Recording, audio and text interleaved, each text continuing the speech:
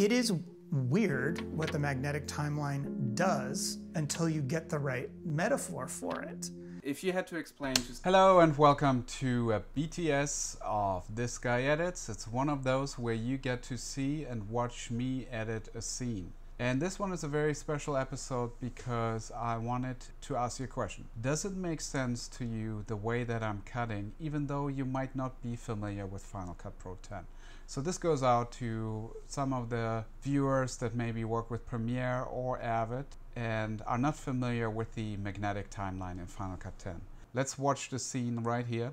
What he came up with so that the design team could kind of figure out how to do it was he took blocks, he took kids' blocks, lined them up, and if you pull a block out, then nothing moves, and that's kind of like a traditional track, right? By default, nothing moves, everything stays in place. There's that moment where like the magnetic timeline clicks. If you did have a bunch of kids' blocks sitting there on a platform, you pulled one out, they wouldn't close up, and this was exactly the problem.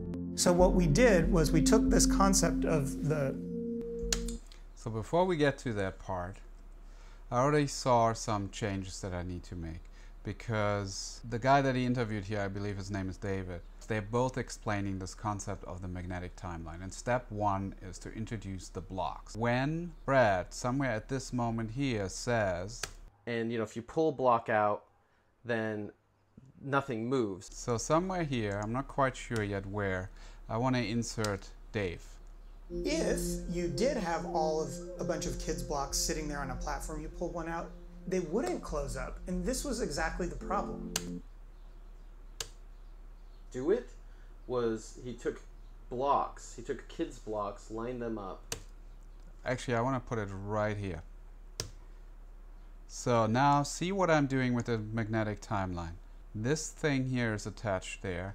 I don't want this to move, because if I put this over here, that little guy is going to move as well. But just what I did with one move, how many clicks or moves would it take you in Adobe Premiere or any other editing software to make that change? Let me undo this again. So this is what I did. And the nice thing is also it's sort of previewing for me what the changes that I'm about to make.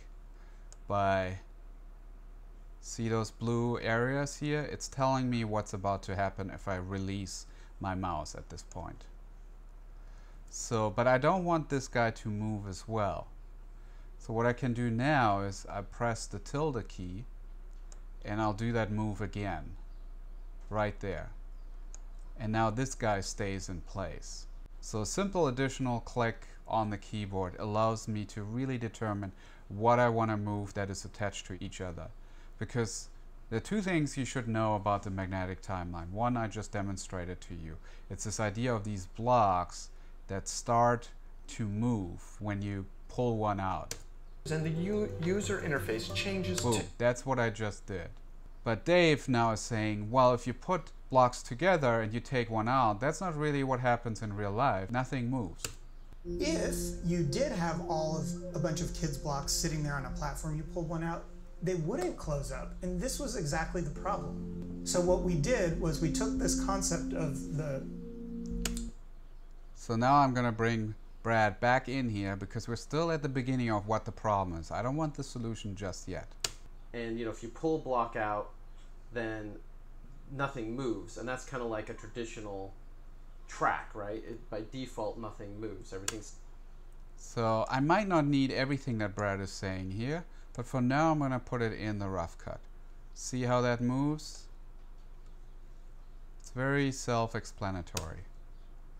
If you did have a bunch of kids' blocks sitting there on a platform, you pulled one out, they wouldn't close up, and this was exactly the problem. And if you pull a block out, then nothing moves, and that's kind of like a traditional... Nothing moves. I really just need this part. So see what happens next. I only really need this part, so what's left of my cursor I don't need. All I do is press delete, boom. The magnetic timeline immediately automatically closes that gap, because by default I don't really want there to be a gap. I could tell Final Cut 10 no, leave the gap, then I just press a different key and then it would do it. But by default, Final Cut 10 is always anticipating this is what you want in most cases when you're editing. And the more Final Cut 10 is anticipating making these choices for me, the less I have to manage and the more I can stay in the story. I hope you enjoyed this behind the scenes video. There's actually a second part, another 20 minutes, where I share more tips on how to work with the magnetic timeline and stay immersed in storytelling. Consider joining the Patreon membership program so you get to enjoy premium benefits like this one. Worksheets, monthly private video meetings where I take your questions and give out free products and services from sponsors. You also get direct access to an exclusive community as well as some merchandising perks. Membership starts at $1 a month, but the core value is delivered to you at around $3 to $5. So don't miss out. Thank you and happy editing. And the audio be a second layer. So now I can start rippling and have a little J-cut here.